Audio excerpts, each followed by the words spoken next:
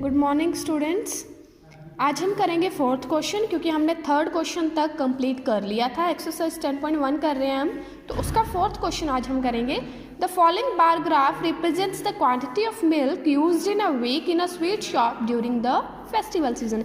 ये हमें bar graph दिया है।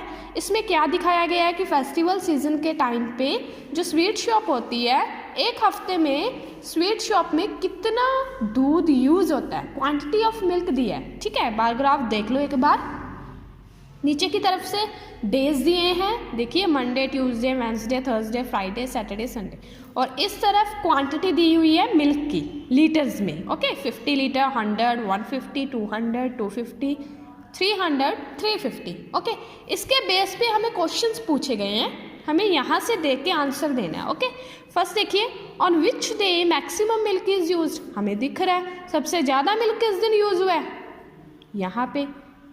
ठीक है, कौन सा दिन है ये, संडे है, क्योंकि इस दिन कितना यूज हुआ है, 300 के अबव। ठीक है, यूज हुआ है, तो कौन सा डे है, संडे है, तो इसका आंसर क्या आ जाएगा हमारा, संडे।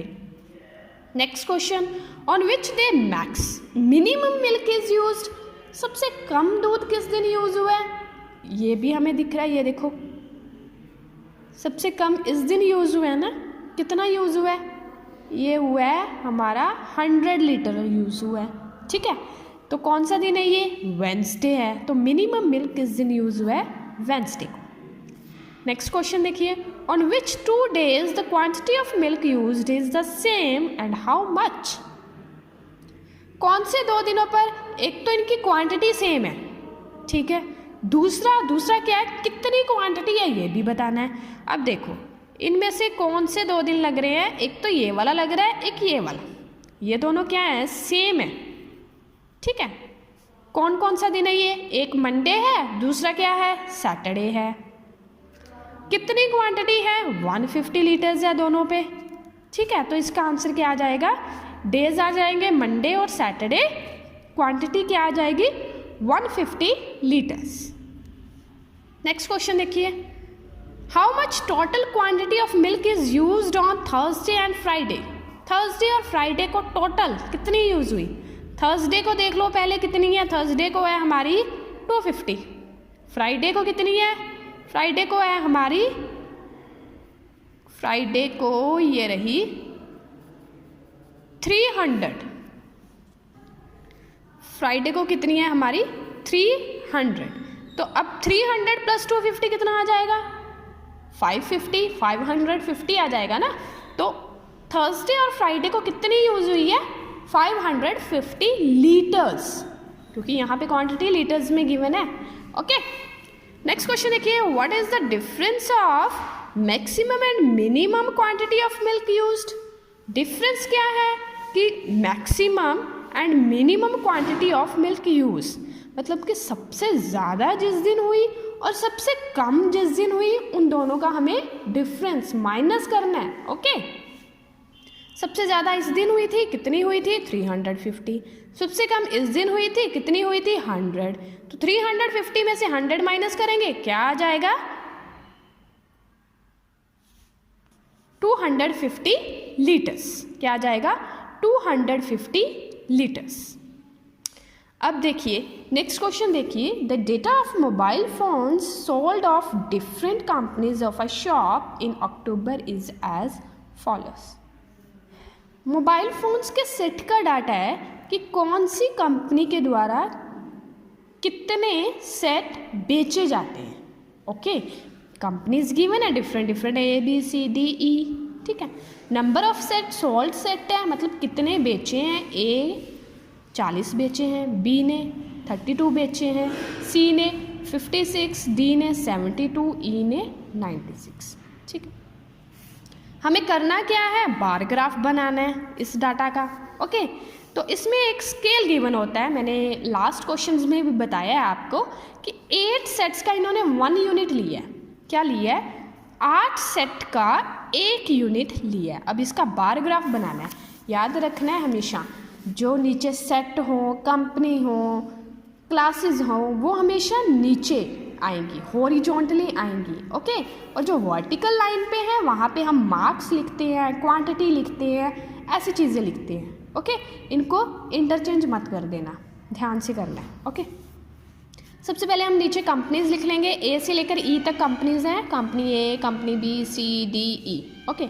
इस साइड क्या है, इस साइड हम लिखेंगे नंबर ऑफ सॉल्ट सेट्स, ठीक है।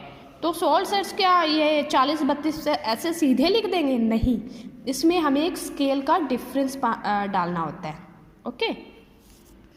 कौन सा डिफरेंस डलेगा, जो यहाँ पे गिवन है 8 सेट 1 यूनिट।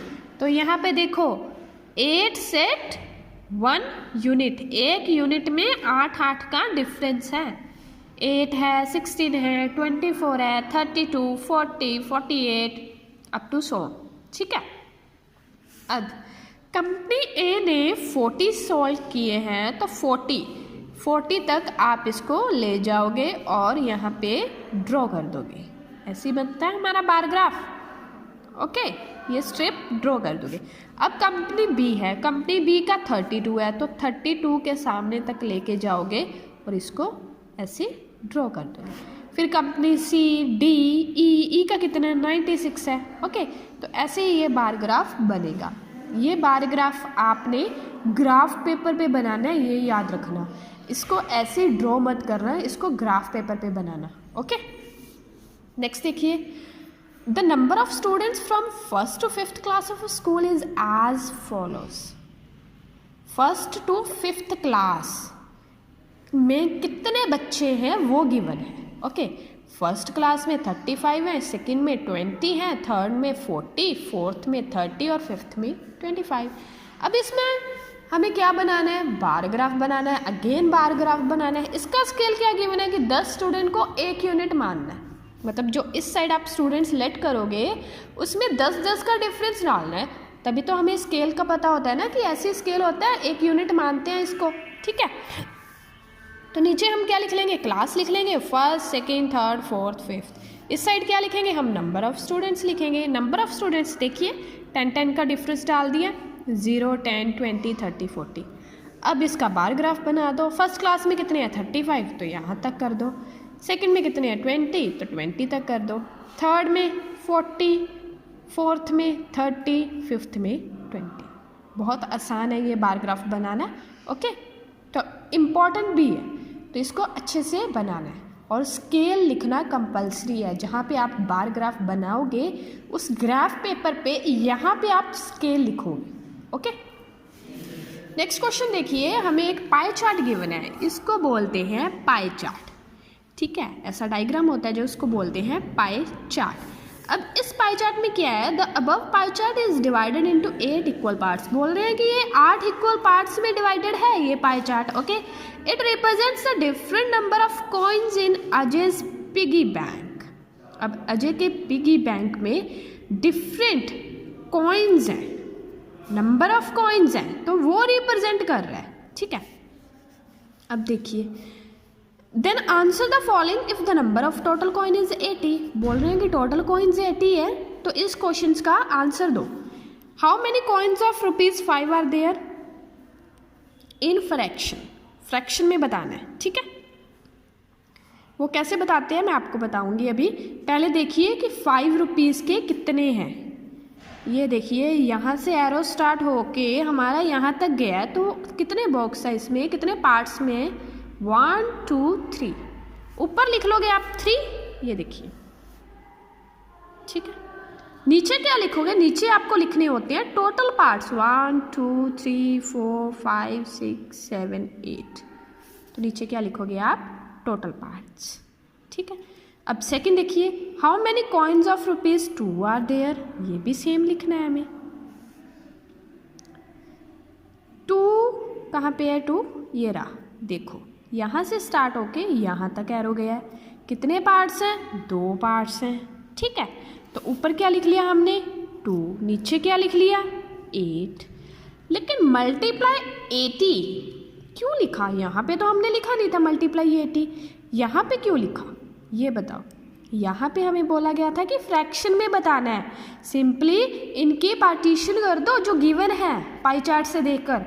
लेकिन यहाँ पे क्या है कि कॉइन्स कितने हैं, एग्जैक्ट क्वांटिटी में बताओ कि कितने हैं कॉइन्स, ठीक है।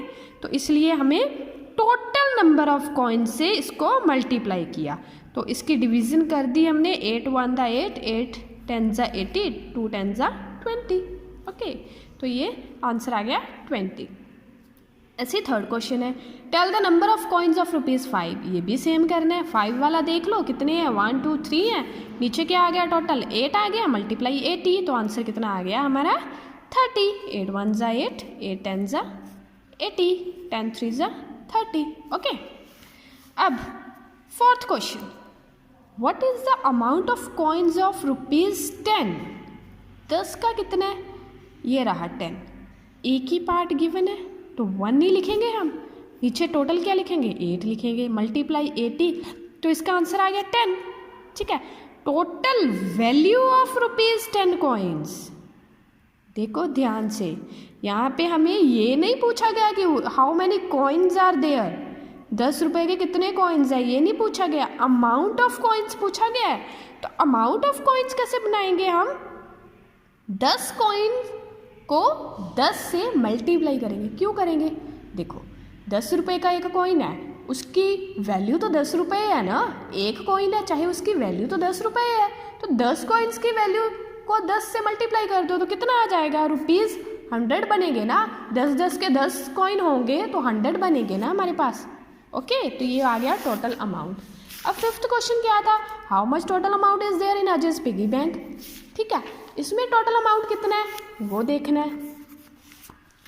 तो पहले एक बार आप पाई चार्ट देख लो, टोटल अमाउंट बताना है, टोटल, ठीक है, सिर्फ ये नहीं गिवन कि 5 का बताना है, 2 का बताना है, 10 का बताना है, टोटल बताना है। टोटल कैसे बताएंगे, नंबर ऑफ ₹1 कॉइन, सबसे पहले 1 का देख लो, 1 के कितने हैं 1 2, 2/8 मल्टीप्लाई 2/8 मल्टीप्लाई 80, 20 आ गया।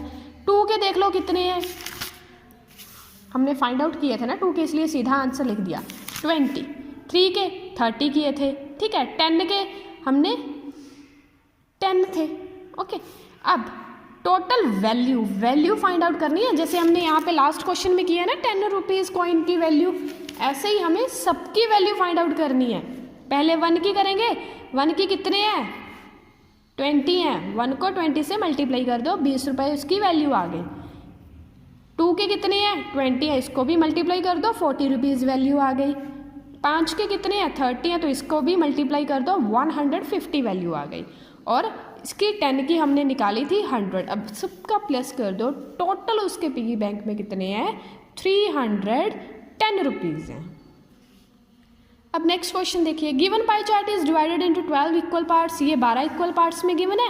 It represents the favourite festival of 120 students, ये क्या कर रहा है कि किस बच्चे का कौन सा फेवरेट फेस्टिवल है, टोटल कितने हैं 120 हैं। केयरफुली आंसर करने हैं हमें ये वाले questions. How many students, fraction में बताना है, दिवाली कितने करते हैं, दिवाली कहाँ पे है, ये देखो ये रहा, कहाँ तक एरो जा रहा है इसका, यहाँ से 1 2 3 4 5 हैं, तो फ्रैक्शन में बताना है 5/12, 12 इक्वल पार्ट्स में था ना, ओके। सेकंड में होली फेस्टिवल है, 120 में से कितने हैं, वही हमें अमाउंट फाइंड आउट करना है, तो फ्रैक्शन बना के 120 से मल्टीप्लाई कर दो, ठीक है, तो 40 आंसर आ गया। ऐसे ही थर्ड क्वेश्चन क्या है, which festival is liked by minimum सबसे कम, ये देखो एक ही पार्ट है दुशहरे का, ओके। फोर्थ क्या है, what is the difference of number of people who like Diwali and Basant, Diwali वाला जो फाइंड आउट किया उसमें से बसंत वाला माइनस कर दो, ठीक है। देखो बसंत वाले 2 पार्ट्स हैं, दिवाली वाले कितने सारे हैं, तो दिवाली वाला फाइंड आउट करके 6/12 मल्टीप्लाई 120 माइनस 2/12 मल्टीप्लाई 120, इनकी कटिंग कर दो और इनका माइनस कर दो।